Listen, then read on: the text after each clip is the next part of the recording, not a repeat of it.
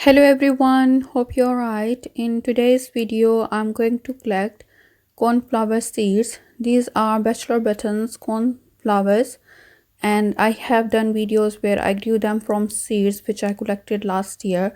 So some people asked how did I collect my seeds, so I'm going to show you here. So this is basically a dried faded flower bud, and if you open it the seeds will be inside. So mine are pretty dry at the moment. So this is how you can open the seed bud, and this is the seed. So these seeds are like little bit feathery, and they are not very huge, not very small. They are nice size seeds and pretty easy to collect. So I'm going to collect the flower buds from here which are pretty dry. So here you can see I still have got lots of flowers on this plant, but there are lots of seed pods as well. So if you don't deadhead your flowers, they will fade, they will go to seed, and they will form a seed pod, and you want the seed pod to be absolutely dry when you collect it. So you can collect as many seed pods as you want. There are like hundreds of seed pods, and there are like thousands of seeds in them. So it's very easy to collect your own cornflower seeds, and they have very good germination as well. So I have done videos where I started them from seeds and then I transplanted them, and I planted them very thick, which I highly recommend. If you are going to plant cornflowers, plant them really thick because they can support each other and they stay much upright. So if you haven't checked those videos, I will include the link in the description box so you can check those videos out. So those will give you all the information you need to know to grow your cornflowers successfully. So here I'm gonna collect all my seed pods, and then I will show you how to collect the seeds and save them. So here I have got all my seed pods in this nice deep ball. It's good idea to use a nice deep ball to collect your seeds, otherwise you may lose them easily. So here I'm just gonna squish open all these seed pods and going to collect all these seeds in here, and there will be husk as well. So then I will show you how to remove the husk.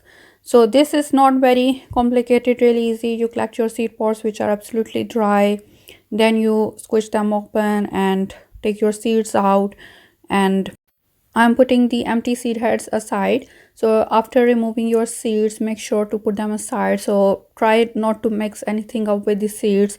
There will still be a little bit husk mixed up with seeds which we can remove easily.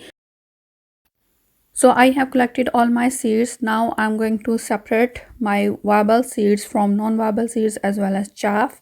Chaff is basically the husk which gets mixed up with the seeds when you take your seeds out of the seed pods, and non-viable seeds are basically the seeds which don't have fully developed embryos in them. They are not fully mature and they won't germinate, and the viable seeds are the ones which are fully mature, fully developed, and they are dormant, but once they get suitable conditions they will germinate.